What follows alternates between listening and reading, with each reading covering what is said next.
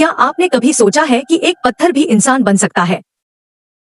One में चलते हुए भगवान श्री राम, लक्ष्मण और महर्षि विश्वामित्र मिथिला की ओर बढ़ रहे थे। मार्ग में वे एक तपोवन में पहुंचे, जहां न तो कोई पक्षी चहक रहा था और न ही कोई जीव जंतु दिख रहा था। पूरा स्थान एक रहस्यमयी शांति में डूबा था। तभी महर्षि विश्वामित्र बोले, रघुकुल नंदन, यह स्थान ऋषि गौतम का आश्रम था, परंतु अब यह वीरान है।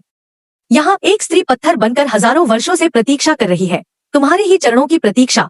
श्रीराम ने जिज्ञासु दृष्टि से महर्षि की ओर देखा। महर्षि ने आगे बताया, यह देवी अहिल्या है।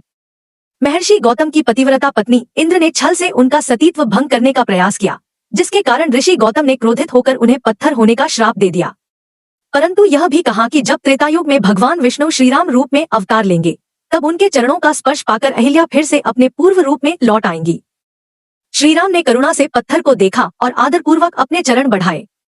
जैसे ही उनका स्पर्श हुआ, पत्थर में हलचल होने लगी, प्रकाश की एक दिव्य लहर फैली और देखते ही देखते देवी अहिल्या अपने वास्तविक स्वरूप में प्रकट हो गईं। उनका शरीर तेज से दैदीप्यमान था और उनकी आंखों से भक्ति के आंसू बह रहे थे। उन्होंने हाथ जोड़कर श्रीराम को प्रणाम किया, प्रभु, आपके चरणों की कृपा से मेरा उद्धार हुआ। आपकी दया से मैं इस श्राप से मुक्त हुई। महर्षि विश्वामित्र और लक्ष्मण भी इस अद्भुत दृश्य को देख रहे थे। तभी आकाशवाणी हुई, श्रीराम, तुम्हारा यह चरित्र युगों युगों तक संसार के लिए भक्ति और दया का संदेश देता रहेगा। देवी अहिल्या ने प्रभु राम की स्तुति की और फिर अपने पति ऋषि गौतम के पास लौट गईं। आश्रम पुनः पवित्रता से भर गया और भगवान राम अपने पथ पर आगे बढ़ गए।